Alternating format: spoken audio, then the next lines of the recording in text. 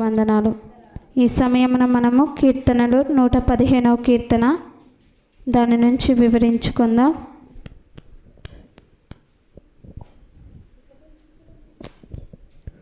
నూట 15వ కీర్తన 4 నుండి 8 వచనాల వరకు.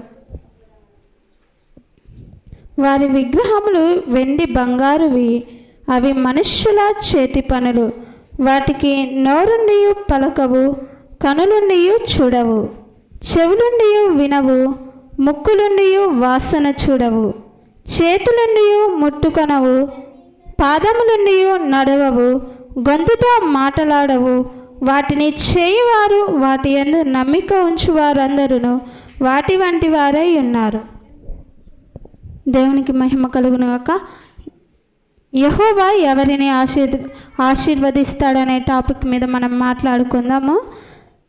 మనము వేటిని ఆరాధిస్తున్నాం, దేనిని ఆరాధిస్తే మనం దీవించబడతామని చూసుకుందాం.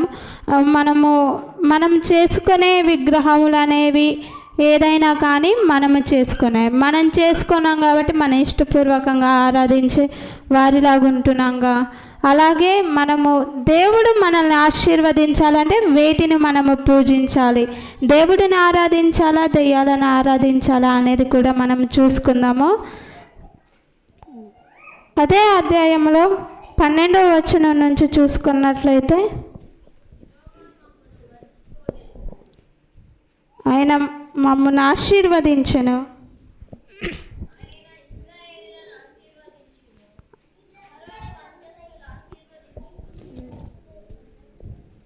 పిన్నలనేమి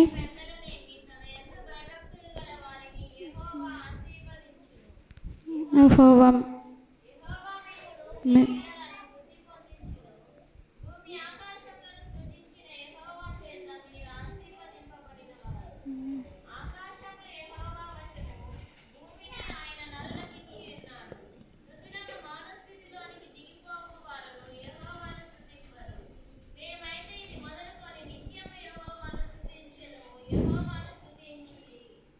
దేవునికి మహిమ కలుగునుగాక. యెహోవా మమ్మల్ని మర్చిపోలేదు, ఆయన మమ్మల్ని ఆశీర్వదించును. యెహోవా ఎవరిని మర్చిపోలేదండి, మనల్ని మర్చిపోడు.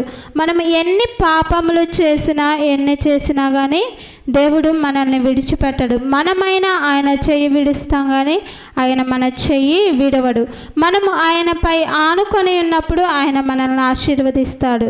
మనం ఆయనపై ఆనుకొని లేనప్పుడు ఆయన మనల్ని ఆశీర్వదించుడు. ఇక్కడ మనం చూసుకున్నట్లయితే ఇశ్రాయేలీల యెహోవాను నమ్ముకొనిది. ఎవరిని నమ్ముకోవాలండి? ఇశ్రాయేలీల దేవుడు. ఇశ్రాయేలీలు ఎవరు? మన పితరుల దేవుడు యెహోవా. మనం ఐగుప్తులో బానిసత్వంగా ఉన్నప్పుడు దేవుడు మనల్ని విడిపించి ఇశ్రాయేలీలను వేరుగా అరణ్యంలో 40 సంవత్సరములు తిప్పించి తీసుకొని ఇశ్రాయేలీలు మంచి పాలు తేనెలు ప్రవహించే దేశంలో మనల్ని ఉంచడం జరిగింది. కనుక మనము ఆదాము నుండి వచ్చిన వారం. మనం ఎవరిని ఆశీర్వదించాలి? ఎవరిని కొలవాలి? దేవుణ్ణి కొలవాలి. ఎవరు మనల్ని ఆశీర్వదిస్తాడు? యెహోవా దేవుడు. ఆదామును ఆశీర్వదించాడు. ఆదాము నుండి మనము కలగబడ్డాం. ఆదాము బీజము నుండి మనం వచ్చినట్లుగా మనం చూస్తున్నాం.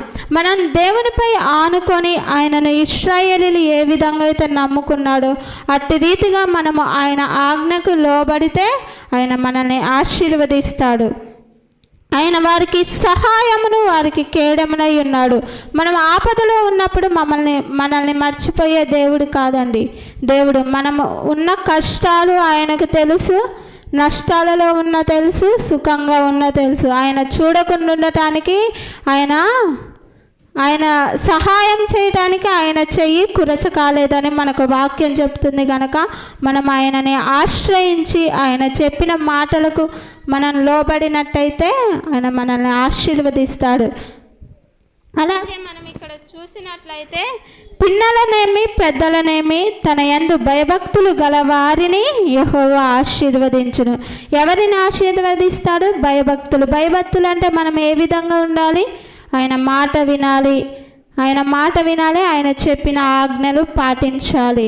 ఇక్కడ మనం అదే ముందు విషయంలో చూసినట్లయితే విగ్రహములను చేయువారు వాటిని వెండితో వాటిని చేసిన వారు వాటినే పూజిస్తారంట. మనం ఆ విధంగా ఉండకూడదు.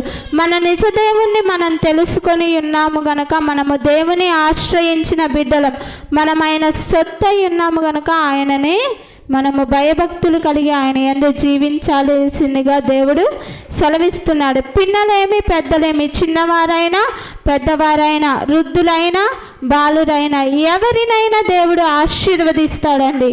దేవుడు ఆశీర్వదించకుండా ఉండలేడు. యెహోవా మిమ్మును మీ పిల్లలను ఆశీర్వదిస్తాడు. మనం అనుకుంటాం మనకి ఏ ఆశీర్వాదం రావట్లేదు, మాకు డబ్బులు సమకూర్చట్లేదు, మాకు డబ్బులు టయానికి రావట్లేదు, మాకు సరైన సమయానికి ఏ సహాయము కలగట్లేదని మనం ఎంతగానో ఊహించే వారిలాగా ఉన్నాం. కానీ మనకి ఎప్పుడు ఏది అవసరమో, ఏ సమయానికి ఏది కావాలో, ఏ సిచ్యువేషన్లో ఏది ఇయ్యాలో ఆయనకి ప్రతి ఒక్కరి అవసరత తెలిసి ఉన్నది. యెహోవా మిమ్మును మీ పిల్లలను, మిమ్మల్ని దీవిస్తాడు, మీ పిల్లల్ని దీవిస్తాడు. ఆయన యందు మనము యథార్థంగా జీవించినచో మన దీవెనలంటూ మన బిడ్డలకి వస్తాయని దేవుడి వాక్యం సెలవిస్తుంది.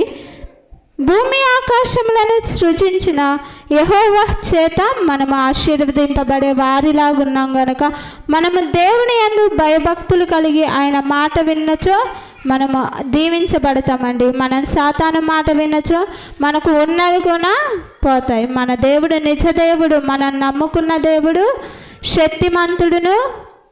ఆయన మనమన్నా విడిచిపెడతాం కానీ దేవుడు విడిచిపెట్టడు. నీవు నా చేయి విడిచినా నేను నీ చేయి విడవను, నిన్ను విడవక ఎడబాయక తోడుండేవాడనని దేవుడు సెలవిస్తున్నాడు. కనుక మనం ఎవరిని ఆశ్రయించి ఉన్నా, ఎవరిని నమ్ముకున్నా, వెండి బంగారాలను నమ్ముకొని జీవిస్తున్నామా? నిజ దేవుణ్ణి, మనల్ని సృజించి మనల్ని నేలమట్టితో చేసి మనకు జీవం పోసిన దేవుణ్ణి మనము పూజిస్తున్నామా? ఎవరి వైపు తిరిగే వాళ్ళలాగా ఉన్నాం? ఎవరి మాట వినుచున్నాం? ఎట్టి రీతిగా జీవిస్తున్నాం అనేది దేవుడు ఈ వాక్యములో ఈ కీర్తన ద్వారా మాట్లాడుతున్నాడు కనుక ఈ కీర్తనలు దేవుడు దీవించునుగాక. ఆమేన్.